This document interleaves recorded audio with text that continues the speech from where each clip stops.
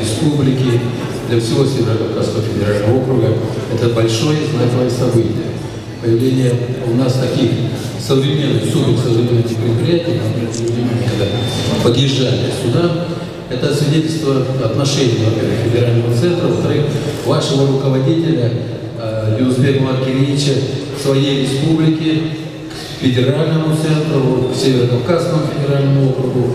И самое главное, что все присутствующие здесь, вот, посмотрите на ваши лица, вы просто светитесь все, потому что действительно это предприятие очень знаковое сегодня, в первую очередь. Всего порядка 230 человек работает, но после того, как предприятие будет выведено на полную мощность, 770 сотрудников будет работать на предприятии. Это и пополнение бюджета по нашей оценке порядка 140 миллионов рублей. В общем, мы на правильном пути.